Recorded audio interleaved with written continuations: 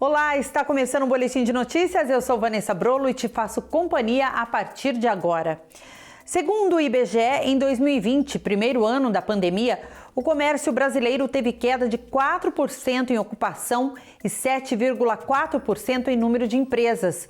Foram mais de 404 mil postos de trabalho fechados no período. Para este ano, no entanto, há expectativa de crescimento no setor. Lojas de portas fechadas, ruas vazias. No primeiro ano da pandemia de Covid-19, o comércio brasileiro foi um dos setores mais afetados pela crise sanitária. Em 2020, o comércio brasileiro apresentou queda em ocupação e em número de empresas. No período em relação a 2019, foram fechados 404 mil postos de trabalho no setor, a maior parte no varejo. Um total de 106,5 mil empresas foram fechadas. 90% desse resultado estava concentrado no varejo, principalmente naquelas atividades que mais empregavam, como é o caso de lojas que vendiam artigos de vestuário, de calçados, de armarinhos, de tecidos. E para mitigar esses e outros efeitos da crise econômica causada pela pandemia, o governo federal tomou uma série de medidas. Dentre elas está o pagamento do auxílio emergencial, que destinou entre 2020 e 2021, segundo o Ministério da Cidadania, cerca de 354 bilhões a 68 milhões de trabalhadores informais, microempreendedores individuais, autônomos e desempregados. O governo federal também lançou o benefício emergencial de manutenção do emprego e da renda, o BEM, que só em 2020 beneficiou mais de 9,8 milhões de trabalhadores e 1.400.000 empregadores. Se não tivéssemos tido esse esforço forte do governo para reverter o quadro de crise social e econômica em 2020, a queda teria sido muito maior no comércio. E para este ano, assim como em 2021, também há expectativas de crescimento na economia brasileira.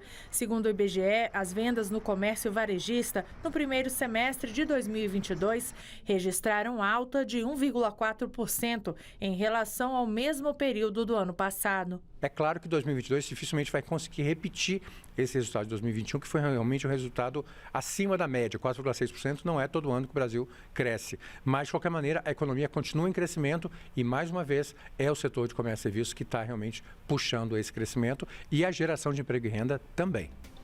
O Ministério da Justiça e Segurança Pública recebeu mais de 14 mil denúncias de práticas de telemarketing abusivo de junho deste ano até agora.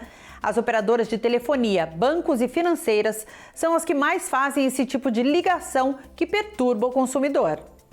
Ligações indesejáveis, insistentes, em dias e horários impróprios. Isso é telemarketing abusivo. De olho nessa prática ilegal das empresas, o Ministério da Justiça criou um canal específico para o consumidor denunciar e de junho até agora foram recebidas mais de 14 mil reclamações. Operadoras de telefonia, bancos e financeiras estão no topo da lista.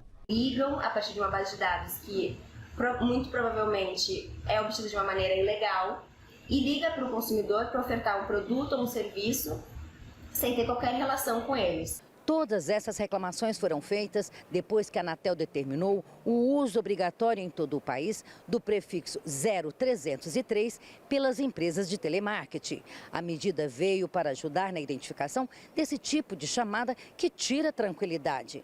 Mesmo assim, empresas ainda encontraram um jeito de burlar essa determinação. Pegam ou então uma ligação local, ou então eles pegam uma ligação de um outro estado, um DDD de outro estado. Então, nisso eles estão fazendo o quê? Burlando. As denúncias de telemarketing abusivo podem ser feitas pela internet no site denuncia-telemarketing.mj.gov.br. Os casos são recebidos e apurados pela Secretaria Nacional do Consumidor, que pode aplicar multas e sanções administrativas às empresas. Além da multa diária pelo descumprimento da cautelar, poderão sofrer ao final do processo administrativo uma multa no valor de até 13 milhões de reais por empresa, além da suspensão dos serviços. Está crescendo em todo o Brasil a procura por energia solar. São diversos os fatores que têm estimulado o aumento da procura e instalação do sistema, o que deve dobrar até o final do ano. A busca pelos painéis é estimulada principalmente pela redução do valor na conta de energia. De empresas, indústrias a residências, o cenário apresenta aumento na procura por este sistema aqui, o de geração de energia solar, que é composto por placas fotovoltaicas e um inversor. Este empresário que atua no setor explica que de 2019 a 2020, o faturamento cresceu em até 100 vezes. De lá para cá, tem dobrado a cada ano. A estimativa é movimentar ainda mais o mercado. Basicamente, a energia solar fotovoltaica, você gera energia elétrica e injeta na rede pública. Como? Você coloca módulos fotovoltaicos sob os telhados dos imóveis, eles captam a irradiação do sol, transforma a energia em corrente contínua. Você precisa de um inversor para transformá-la em corrente alternada, que é como a rede pública lê essa energia, e ela injeta essa energia através do medidor bidirecional. São diversos fatores que têm estimulado o aumento da procura e instalação do sistema, o que deve dobrar até o final do ano. A busca pelos painéis é estimulada principalmente pela redução do valor na conta da energia. Hoje o investimento mínimo é para uma conta de energia dos seus R$200, R$250, que você consegue reduzir ela para R$50. O número de placas depende do consumo de cada local. No caso de residências, são necessárias pelo menos 5, com investimento a partir de R$10 mil, podendo ser financiado. Em apenas 2 meses, o Leonardo já percebeu o custo-benefício. Somos em 6 pessoas aqui em casa, variava de R$800 até R$1.100 de energia. Então, depois de muito conversar e negociar, decidimos colocar o sistema. E já é o segundo mês, mas já no primeiro mês já veio o mínimo de energia. Neste complexo de educação, as projeções são ainda maiores. A partir de agora, temos aí 1.200 metros quadrados de área de painéis solares, mais 3 inversores que produzirão essa energia durante o dia, lançarão na rede pública e isso será compensado na nossa conta elétrica. E claro que não é apenas isso. A sustentabilidade tem um grande peso na decisão. É a nossa preocupação com o pedido do Papa Francisco de que as instituições católicas no mundo todo estejam preocupadas com o meio ambiente, de como viver, de como ser sustentáveis em todos os aspectos. E um deles é justamente produzir uma energia limpa. Então, o que nós estamos fazendo é, com esse processo, contribuindo com o meio ambiente através da nossa parcela de geração de uma energia renovável, limpa, que é do sol, e dar maior sustentabilidade ao nosso planeta. O aumento no número de acidentes com escorpiões preocupa em Rio Claro, interior de São Paulo. Desde o começo do ano, foram 114 notificações com aparecimento e acidentes envolvendo escorpiões. Neste ano, o Centro de Controle de Zoonoses de Rio Claro registrou 114 notificações envolvendo aparecimento e acidentes com escorpiões. Após ser informado, o CCZ consegue mapear os locais com mais riscos na cidade e as espécies. Aqui na cidade de Rio Claro, esse escorpião, que é o amarelo, é o mais comum e também o mais venenoso. Nós vamos conversar com a bióloga aqui do Centro de Controle de Zoonoses para explicar um pouquinho a situação da cidade e também orientar sobre prevenção. Milene, explica para a gente, então, dessas notificações, algumas pessoas foram picadas.